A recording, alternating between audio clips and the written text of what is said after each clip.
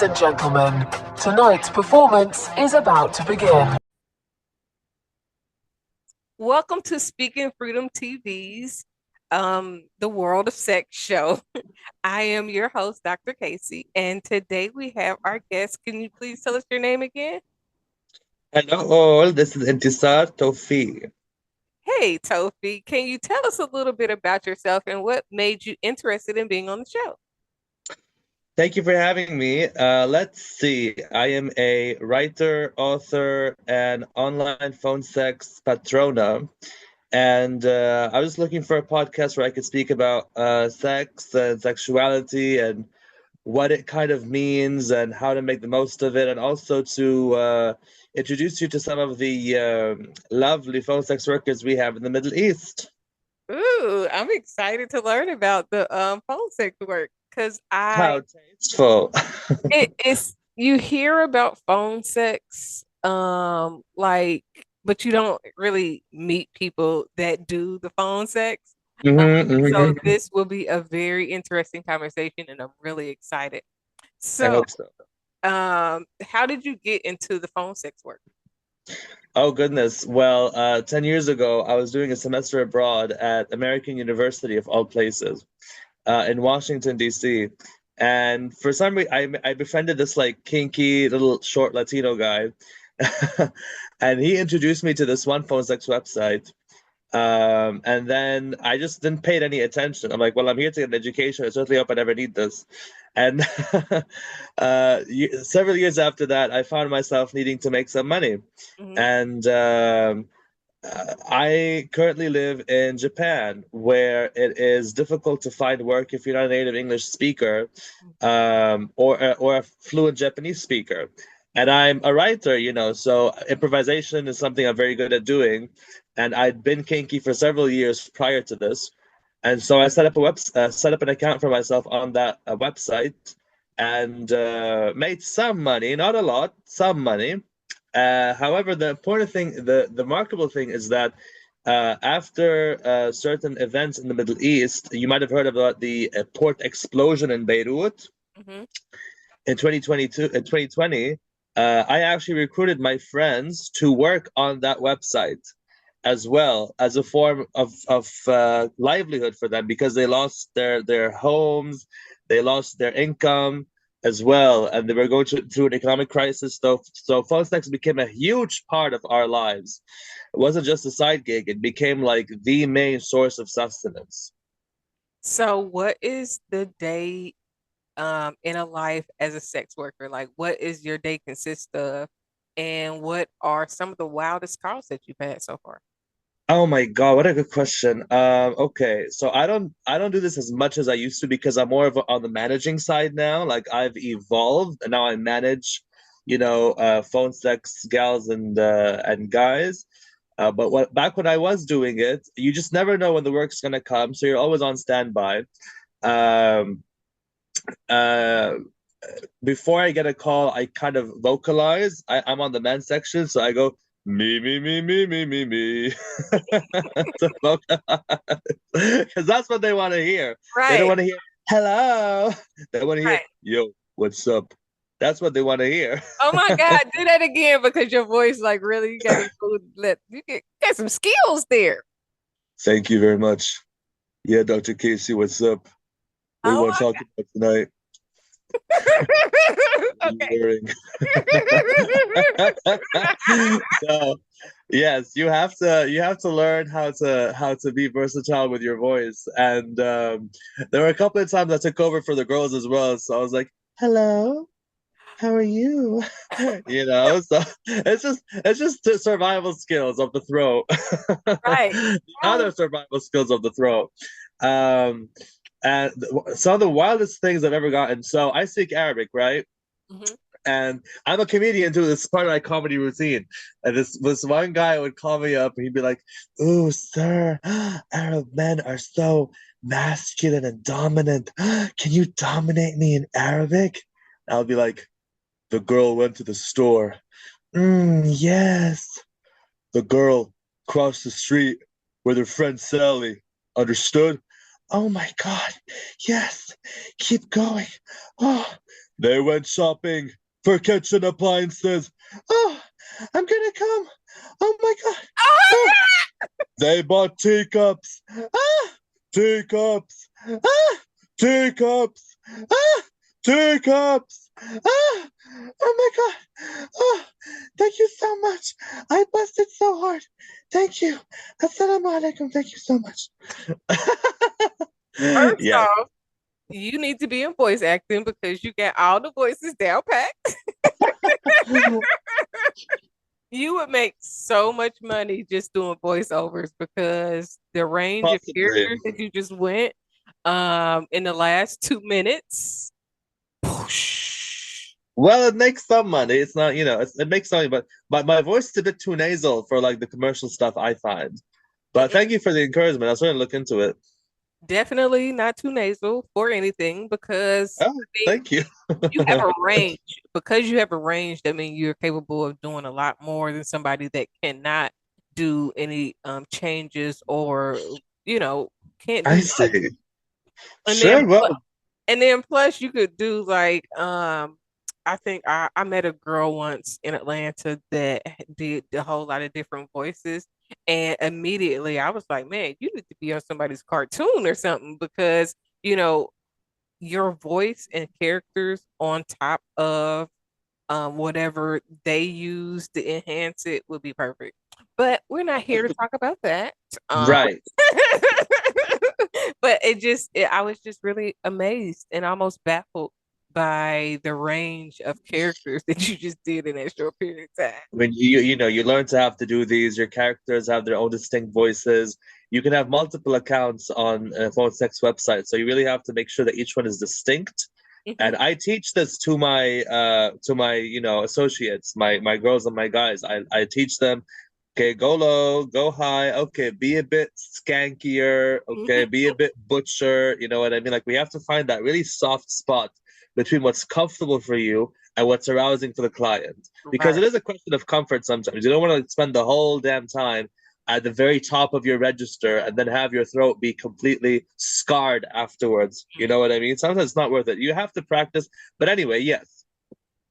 So, here's the questions for you about your sex Mhm. life. Um, Okay. when did you start having sex, and what was the most surprising thing that you learned or experienced? Define sex. You define sex. Okay. Well, let's see. I had proper penetrative sex in Japan when I was about 26, Mhm. which is late for some people. It certainly was late for me. However, back in Lebanon, where I'm from, I was a dominant. Like I discovered my dominant side and I was just unleashed in the country. And goodness, Arabs love feet. Oh, Arabs love feet. They love dominant, rough men. The more sexist you are, the better. God damn it! And so, and so, I guess the first time I had sex was actually in Italy because, well, what happened was I was accompanying my friend who was at the time better looking in the conventional sense of the word. Like he was hairier, more muscular, and I was kind of like just skinny and tagging along with him. And he was in Italy. People were stopping their motorcycles to like get his number. I'm like, oh my goodness, like he's such a hit here, and I'm not getting any attention. And the problem is that we were both on the gay dating apps at the same time. So Mhm, he was like also simultaneously taking attention from me as well. And I mhm. was really upset. And for some reason that day, I decided to take a picture of my feet. I don't know why. I just decided to do it. And as soon as I replaced my face with my feet, the messages came rolling in. And So first off, I I'm gonna don't know need whether you. that's a, huh? I need you to send me a picture of your feet so that we can put that into the show. Um, Oh, sure. as we go along, especially because of our circumstances with using a different image. So Right. yes, I want to see your I've been feet. blessed with, yeah, I've been blessed with really nice feet. Like Italians loved my feet. And this guy was like, "Oh, master, please, I need to worship your feet." And this guy's a grown ass man, like he's 41 years old. I was like, "Oh, sure, okay." Well, as soon as he said that, I kind of knew exactly what I needed to do. Hmm. It was like an Excalibur being pulled. You know what I mean? Like I meant to do this. I know exactly what I need to do. I wrote about this in one of my pieces. I'm also a fiction author. I wrote about this in one of my pieces called Tyranny of the Worshipper. But anyway, um, he came over. I remember like putting on the puffiest jacket I can find just to make myself look bigger. Hmm. I wore like my sneakers, and he showed up. The first thing I did was like I extended my shoe to him, and he just this grown man just like collapsed. I started like drooling over my like licking and kissing my shoes, and it was so hot. It was so hot. And I just like explored with him, and I kind of knew what I had to say, and I just skull fucked him at the end, which was really pleasurable. So that was the So, first time I guess okay, there was explain that. You said you did what? skull fucking. So I basically fucked his mouth. So not a blowjob where like he moves his neck up and down. No, he's pinned to the wall, and I am penetrating his mouth. Mm, Bam, bam, bam. Yeah, and his I hands were never on my heard it. feet. And, I never, huh? I've never heard it described as that. But go ahead. Oh, yeah. I mean, we're quite rough in the gay community. So skull fuck. You want to get skull fuck, bro?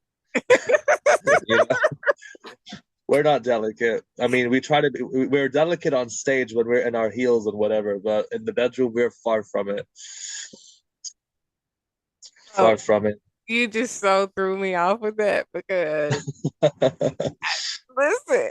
Okay, so what was the most surprising thing that you discovered about sex?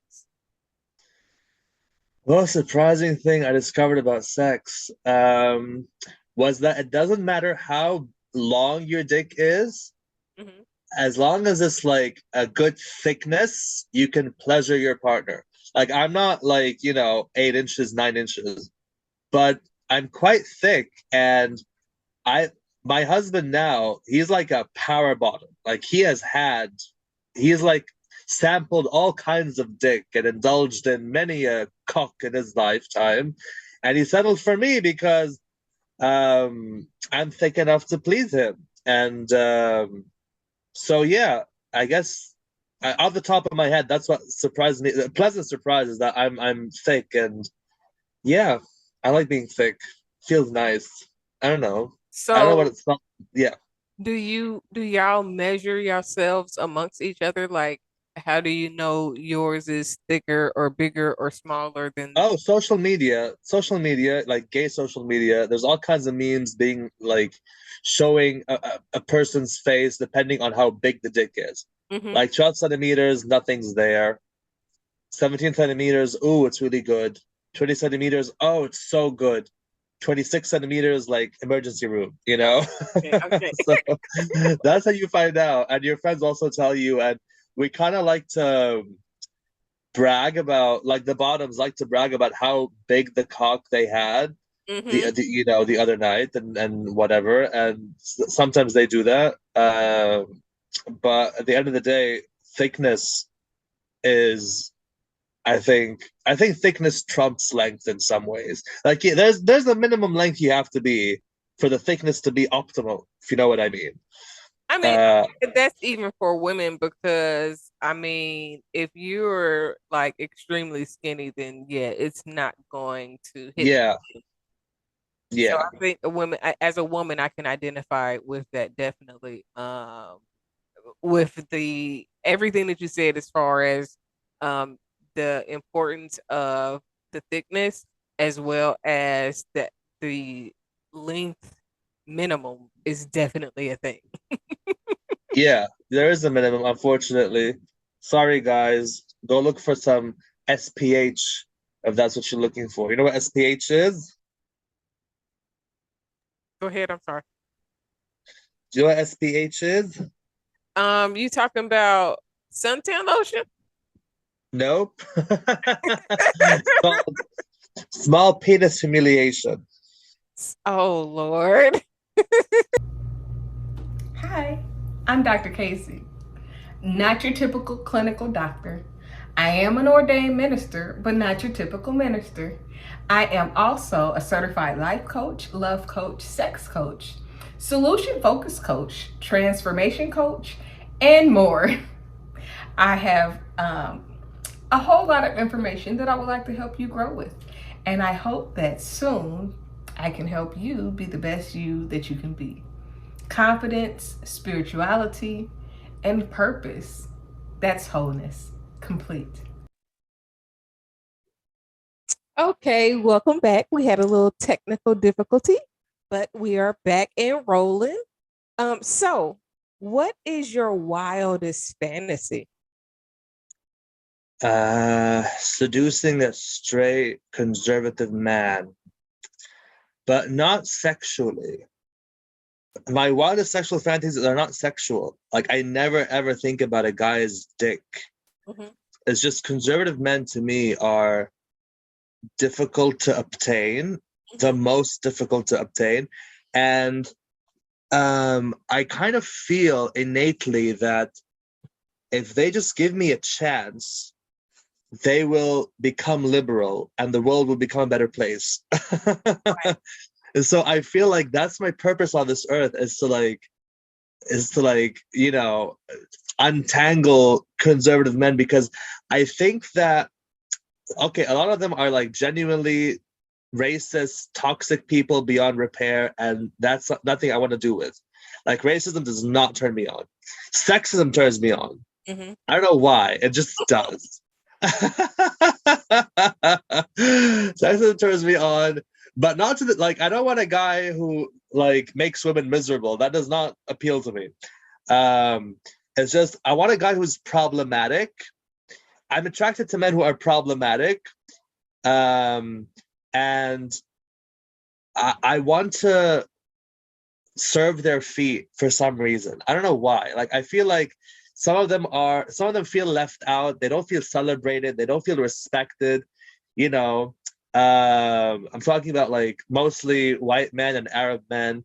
I want to make them feel like they're beautiful and they have no reason to be this fucking difficult and uptight and, you know what I mean, and dangerous. They don't need to be that way, because I'm gonna give you the benefits that you deserve as someone who is beautiful.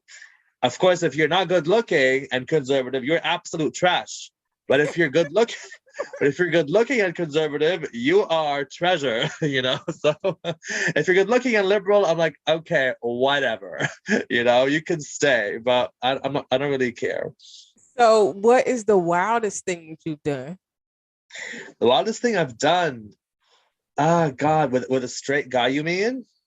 I mean, period.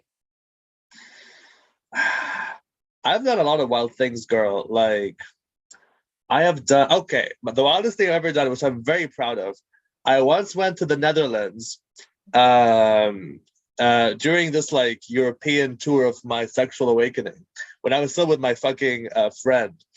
And I was so fucking confident, even though I was still skinny and wasn't happy at all with my, like, I'm beefier now, but at the time I was much skinnier. I was almost underweight, but I thought I won the foot lottery, girl. Like, you could not tell me anything. So this one time in the Netherlands, I invited 3 guys over to be my subs, and the place we were renting was on the 2nd floor, and they had to go up by stairs. And I had these flip-flops with me, and when I knew that they were here, I just put my foot outside in the flip-flops and just expected correctly for them to just kiss my feet without even saying hello. And that's exactly what each of them did. And it felt so good. And then I took them to my room and I made them like rotate between feet and dick and made them compete to see who's gonna get my dick while the others just massage and kiss my feet. And I just had a great time. Like, it was so good. It's really interesting because I used to be in a drum circle of all things. I'm a drummer, and I'm a good drummer. And so this one new guy kept calling me king when I'd like do some kind of good improvisation, and I hated it. Why? I don't know why. I hated being called king. I was in a very rebellious gender fluid stage of my life where I didn't want to be associated with men. You know what I mean? I felt like I'd never be a man, and men are problematic innately. At the same time, they're alluring. So the same way like conservatives put down women, even though they're attracted to women, I had the same thing towards men, straight men particularly. And so when he called me king, I really did not like it. I told him to not do that. But when the subs called me king, it just got me so hard. I don't know, that word to this day is like my trigger word. Is it a good trigger or a bad trigger? Good Yeah, with trigger. the subs, you felt it, but with the other guy, you didn't like it. Yes, exactly. I mean, if someone calls me king today and it's not sexual, of course it's a compliment, and I'm mature enough to take it, Right. and appreciate it. At the time, I just detested it. Like if you call me bro, no, to this day, if you call me bro, I'm not gonna like it. I don't like that word. I just don't. It's cis either. Not like I'm, feminine or Right. whatever. So I don't like that word for some reason. It's too masculine and familiar, you know? And I like to be like a flamboyant outcast in a group of men. I don't know why. Like I have this thing where if I'm among a group of butch men, I like to be flamboyant. But if I'm around like a bunch of like, I don't know, feminine men, I like to be butch, because I can never be as feminine as the most feminine guy, and I can never be as butch as the most butch guy. It's just, I'm able to chameleon and camouflage to an extent, but it's way more tempting when there's no competition. So how long have you been exclusively into men? Your whole life? Yes, I think so. When I was 6, yeah, like back when I was in my single digits, I had a girlfriend, or at least I was interested in this one girl. And I also was interested in this one teacher of mine who was glamorous. And I don't know what happened after that. Like I was also into men at this time as well. And I guess by the time I was like 10, I just didn't really focus on women that much and started paying attention more to boys. And never went back from there. Today, actually, transgender women appeal to me, not sexually, but I allow myself to be kind of seduced by them rather than by cis women. Like if it's a cis woman, I know I'm not gonna like it, blah blah. Blah. No. But if it's a trans woman, something about their aura is very alluring and endearing. Like I have made out with several trans women. I want to make them feel protected when they're around me. And when they're very like charismatic and gorgeous, I'm just enthralled, but not sexually, but like they thrill my soul, but not my genitalia. You know what I mean? So before or after? Okay, so just so that we're clear, the trans men are the chicks with dicks. Trans Or women are the trans chicks women. with dicks. Yes. Because Trans I women. like trans women. I actually I have a I don't want to say a fetish or kink or anything like that, but they are very alluring to me. I like chicks. Uh-huh. I like tits, and I think like I think people in general have a thing for tits because we all were pretty much breastfed at some point or another. Maybe. Yeah. But I love dick. So having the two together is like whoosh. Like I'm like, oh wow, this is so amazing. Like See, it's a great yeah, creation here. you share that with a lot of men who call us looking for transsexuals. A lot of Arab men, believe it or not, love that. Oh my goodness. Because a lot of Arab men like secretly like dick, but they don't want a guy's dick. They want it to be attached to a woman so that they feel more straight, My friends tell me all the time about these really butch guys who are super like, manly and whatever, but they really crave dick from women, And but I don't like dick at all. Like that's not why I'm into them, or breasts for that matter. Like dick is my least favorite thing on a guy. I just like the aura of the transgendered person. They have a very like the two-spirited thing. You hear about two-spirit? Yes. I see it. I understand why they're called two-spirit. It's really a bigger presence than a regular person.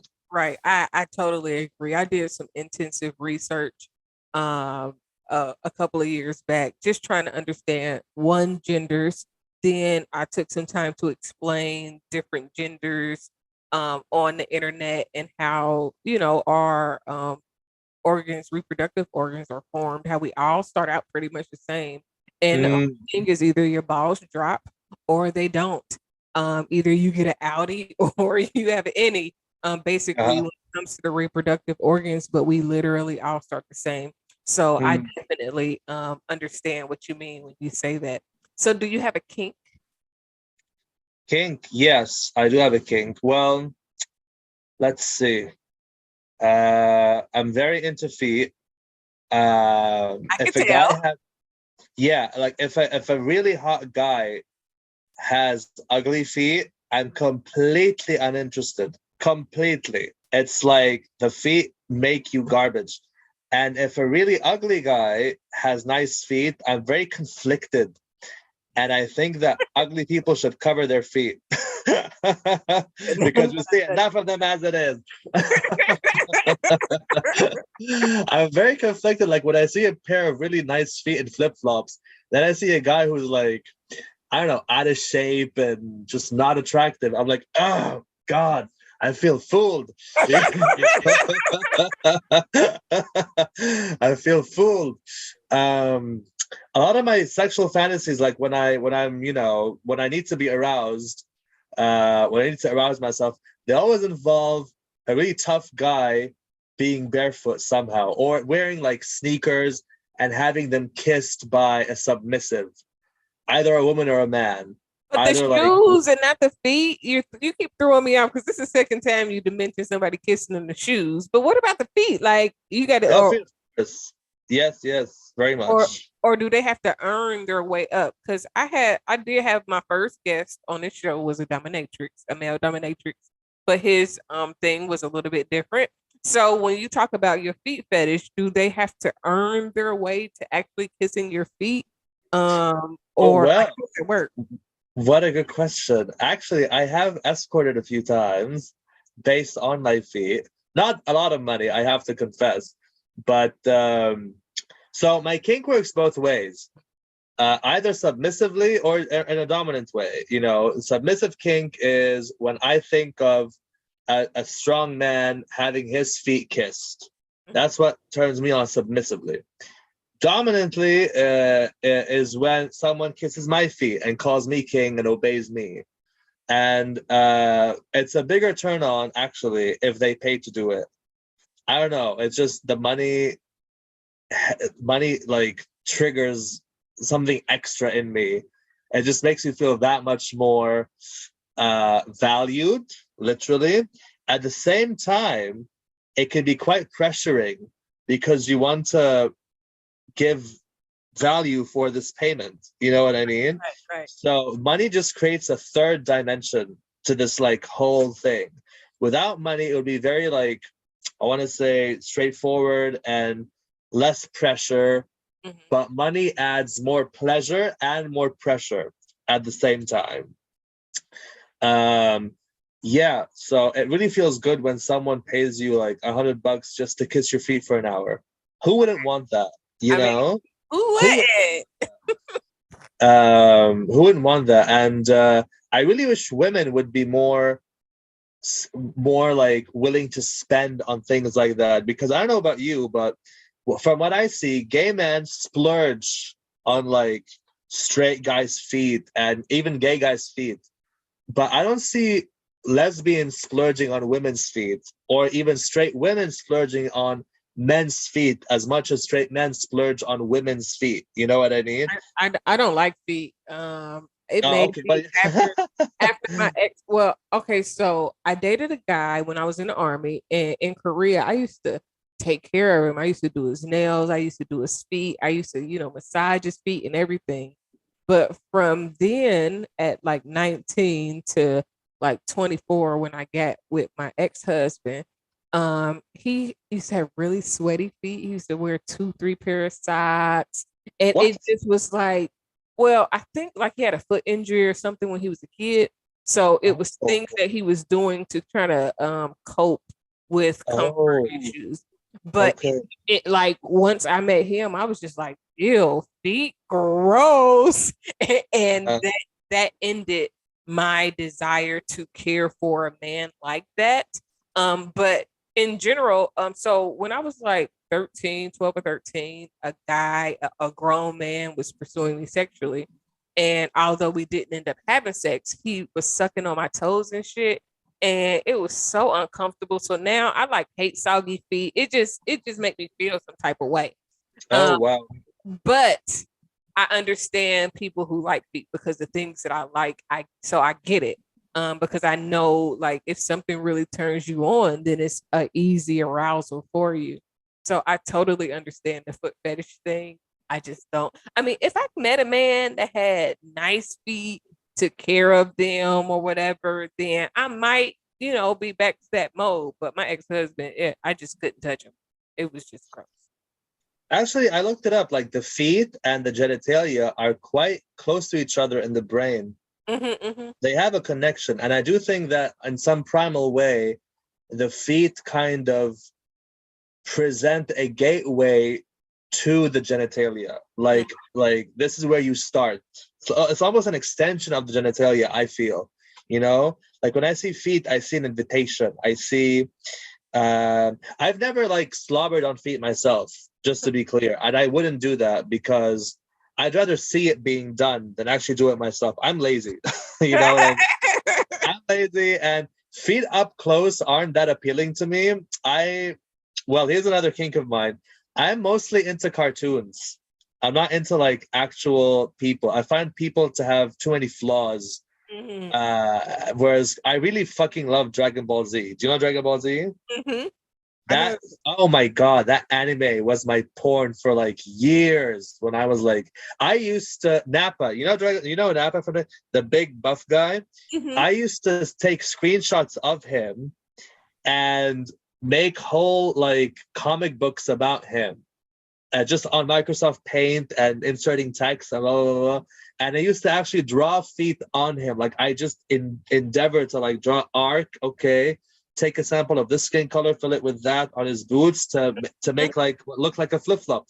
And yeah, to this day, when I have like a go-to turn on, like when my husband wants to have sex and I'm not feeling it, I just like think, okay, Nappa, Cosmic Emperor, barefoot, go. And we bam, bam, bam, I fucking hate how that midget killed him and he never got his like glorious revenge. Ugh. Like people should make Nappa porn already. They really, really should. So yeah, cartoons turn me on a lot more than men do, and a lot more than like real people do. Of course, like real people thrill my soul, and they can turn me on sexually, of course.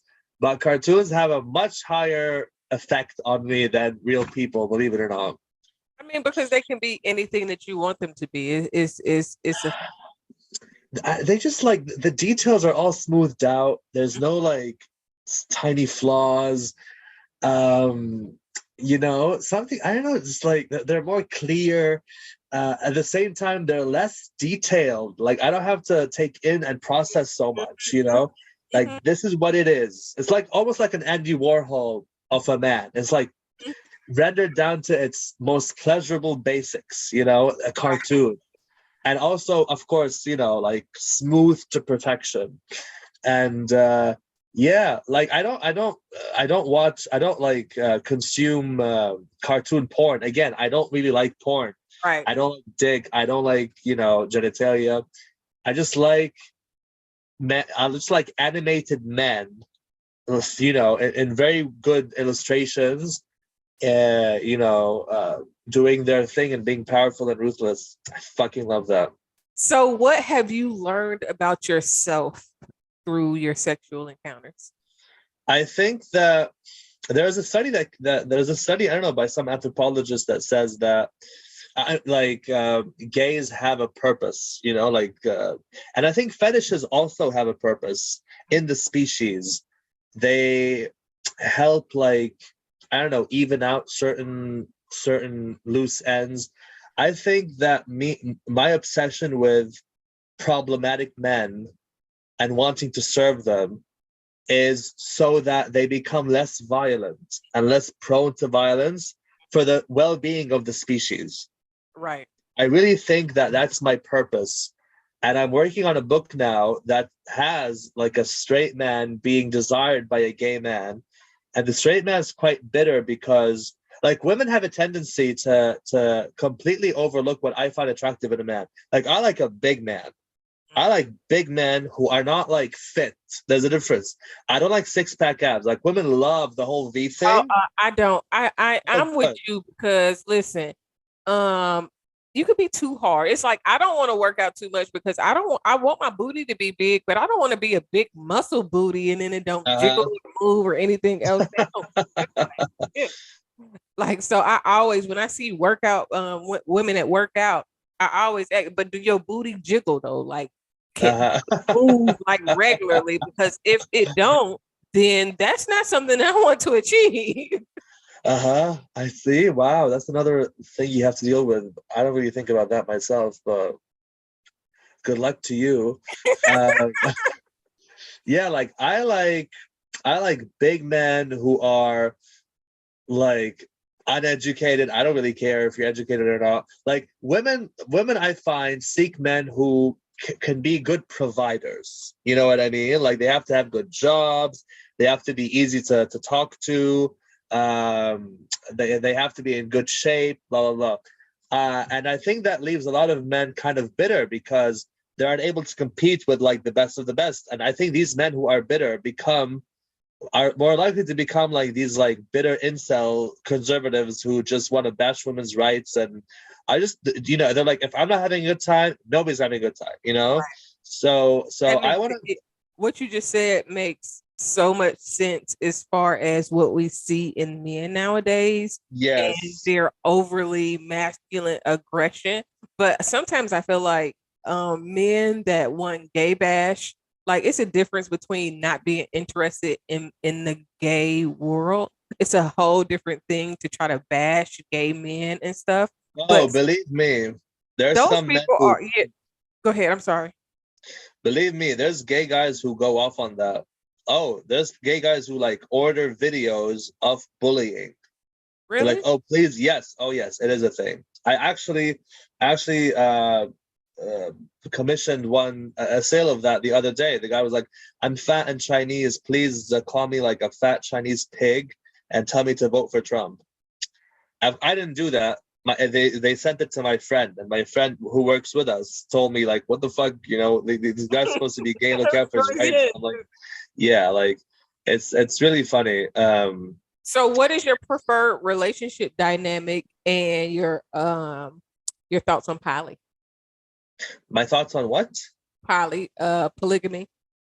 Oh, my husband and I, he's Latino, so he's like jealous and passionate. So he yells a lot and is fussy about these things. I go to the gym 3 days a week. I eat healthy. I try to get bigger. So I deserve to have like quality every once in a while.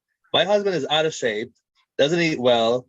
Like, I'm not going to be damned to your pudgy body for the rest of my life when I'm doing my part to like get something nice once in a while. So we have a thing where every 3 months, like, we rotate. It's 3 months of monogamy, then 3 months of slutting around. And of course, ultimately depends on how I feel and who is in the area. But that's how we function. And it's been okay. It's been going well. Well, that's good, because a lot of people aren't able to venture into that or experience and explore, especially when you mention jealousy, although it's very natural to experience jealousy. A lot of people cannot handle the pressure of that. Yeah, well, what I say is that look at it rationally. Sex is like a handshake. It really is. It's just a bodily transaction. Mm-hmm. You know what I mean? It doesn't mean I'm going to divorce you and go to that guy. No, because when I'm with other guys, 99% of the time, I'm not being myself. Mm-hmm. I'm being like more masculine. I'm just doing what I have to do to like get this guy in bed. Doesn't mean that I want to spend the rest of my life with him. What I love about my husband, what I love about my husband is that I can be my flamboyant self with him, and he loves that. Like I can swing my hips, and I can quote like Dynasty, and I can do phone sex as like a woman, and he has no like, and he still finds me as attractive as ever. I just finding someone who loves you for your real self Yes, is such a treasure. it It's is. such a treasure, you know what I mean? Like And that rare. that compensates for like the other problematic tendencies of his. I have to remind myself of this all the time, and I tell him this. I'm like, Miguel, I'm not gonna dump you for someone else because they're attractive. You like me for who I am. I don't want to be damned to a life of acting. I already do acting because I'm not out to my dad. I don't want to do acting, butch acting for the rest of my life with a partner. No,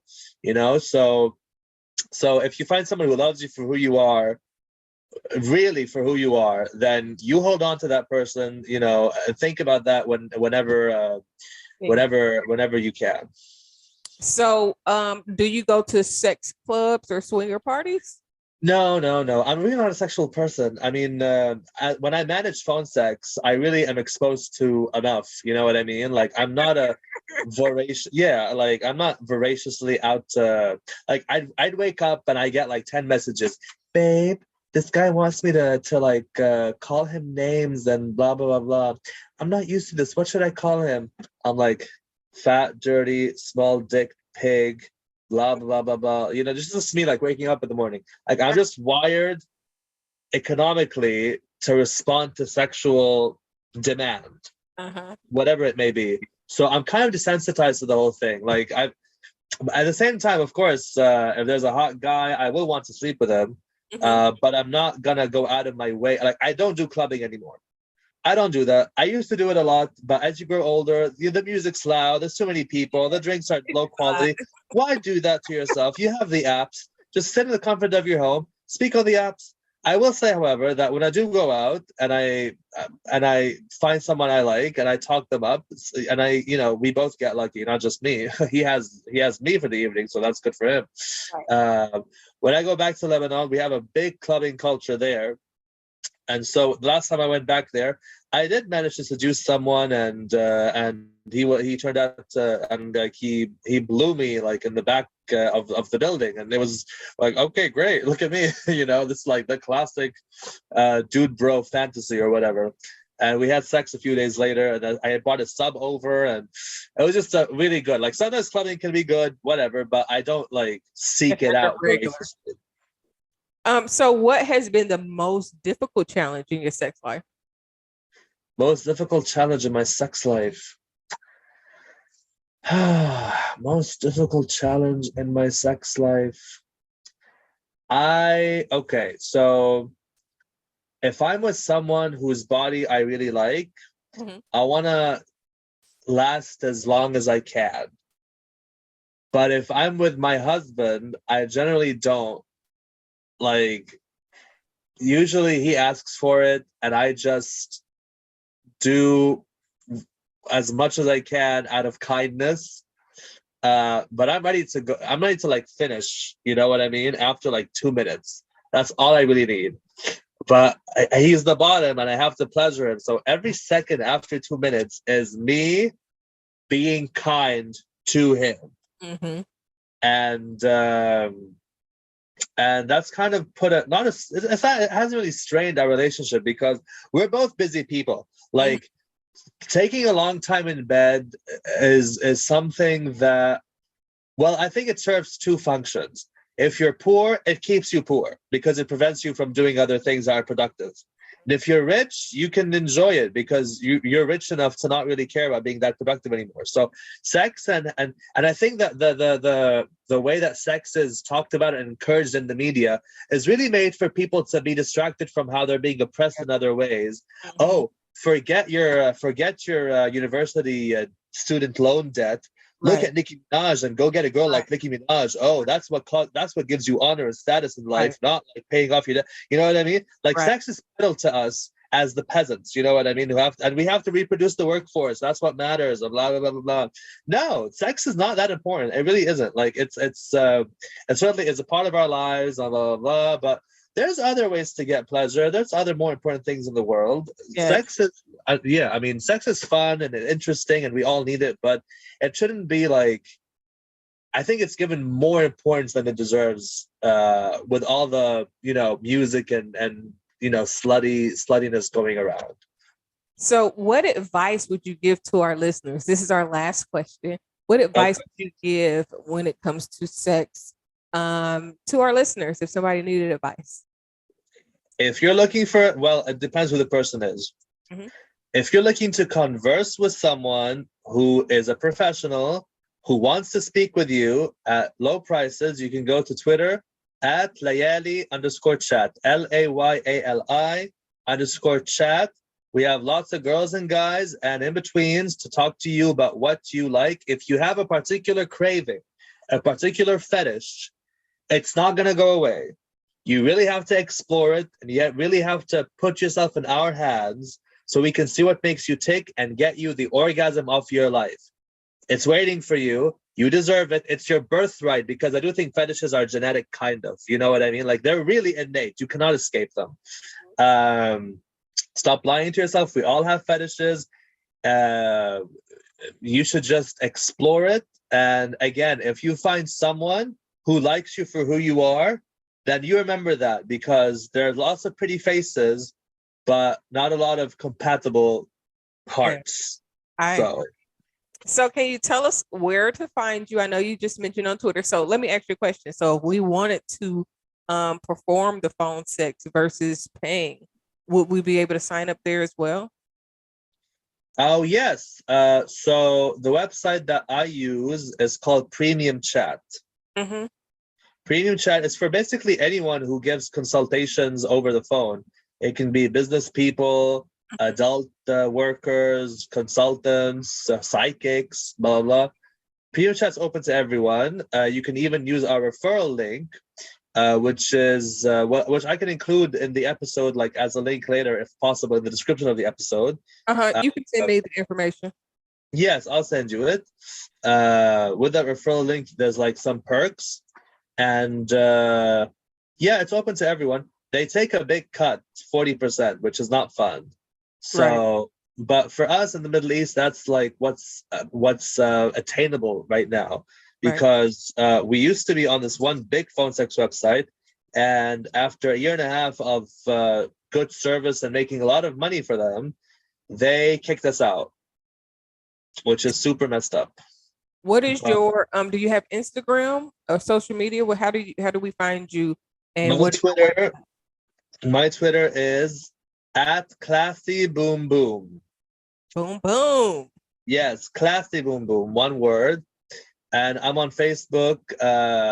It is hard to see, but the handle is Scandalous Arab. Ooh. Also one word. Yes, I really am scandalous. This episode is scandalous. Yeah. Might have been for the time of his life. Now, in closing, tell us a little bit about your books and the work that you do and how we can purchase some of your books. Nothing of mine has been published as a book yet. I'm seeking representation for a gay straight romance, where this gay struggling painter meets this straight, disillusioned but really hot guy, and he hires him as his like model for painting, and then the painter kind of paints him into a king. Like he changes the whole background and everything and makes him like kind of like a Caesar. Mm-hmm. And the painter then sells that painting for a lot of money. He doesn't tell the model about this, but he hires him again and again. And eventually he comes out to him and says that, I think you're kingly and I really want to be your servant. And this is what I paint you as. And the model first is taken aback because he's kind of turned on by all this worship. You know what I mean? Like, I think regardless of gender, being like worshipped is hot, you know, right. If you're that kind of guy. And so the model is like, well, okay, I'm willing to like explore this with you, but nobody can know about this. Right. Meanwhile, the painter keeps selling the paintings because he has to survive it. Eventually, he comes across a deal to host like a big exhibition with a lot of successful people, and the painter has to choose: do I keep my word with the straight model, and keep exploring with him and building this trust and this relationship, or do I have this exhibition and this one golden ticket to kickstart my career? Right. So that is the novel. It's complete, seeking representation. So if there's any agents out there looking for books, that's it. And for my other work, other stories and stuff, just look for Intisar, INTESAR space TOUFIC. I put them on my Facebook too. I have published essays with the Gay and Lesbian Review, a Bull Men's Fiction. I've published fiction with Everyday Fiction, a Gay Flash Fiction, Underbelly magazine, if you're into like raunchier stuff, the Good Works Review as well, among others. I'm kind of taking a creative hiatus right now to focus on my more academic stuff, because I am a PhD actually, and I have to produce like academic work. But I will be back to that as soon as I can, because I really do miss it. Well, I am so thrilled to have had you on the show. This was a great conversation, and I think I want to have you back. But we're going to work on that, because this conversation was exciting. It was very educational, and I'm going to send you an email. We're going to get you back on this show. But perfect. For now, that has been the end of today's show, and I again appreciate you for coming through. Thank you for having me. Thank you for the lovely conversation. All right. Until next time, everybody.